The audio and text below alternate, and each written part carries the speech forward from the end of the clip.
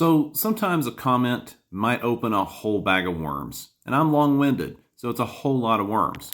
Let's get started. In my opinion, to gain a good understanding of the connection between the custom VW Beetle culture, the mini truck culture, and I'm going to add one in there also, which is very important, the custom van culture of the 70s, you have to go back to the oil embargo of 1973.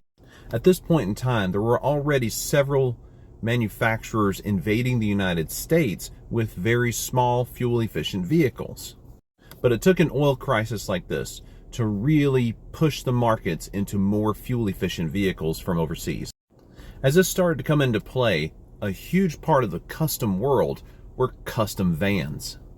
At the time, just about everybody was getting in on it, and Friday night was the night to take it out and enjoy it. It seemed that back then, you weren't anyone in the custom industry unless you had a custom van. Now, there was another side to customizing, and at the same time, it was Volkswagen Beetles. And mostly, quote-unquote, hippies were the ones customizing these vehicles at that time.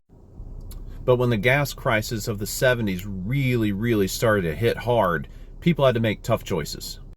Honda made an excellent solution for the gas crisis. It was fuel efficient, it was comfortable to drive, and it was inexpensive.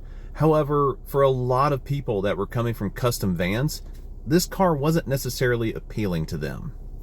So the car that most vanners went with was the Volkswagen Beetle. It was unusual, the engine was in the back, it was simple to work on, and easy to customize. But a lot of those custom van enthusiasts wanted to stick with something with more utility involved, and that is when they started buying into these imported small compact pickup trucks. And suddenly, custom VW Beetles and custom mini trucks came into play. In modern times, we've seen the custom Beetles, the old custom vans, and custom mini trucks stay very strong in their own right. But also in modern times, we're starting to see our very own gas crisis. As foreign econo boxes were making their debuts in the 70s, these days electric cars are making their way in.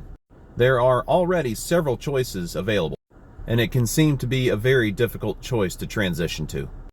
The big question I have is what is to be of custom vehicles in the future, or will we even have them at all? Thank you so much for your question, and thank you so much for watching this video, and I'll see you on the next one. Bye-bye.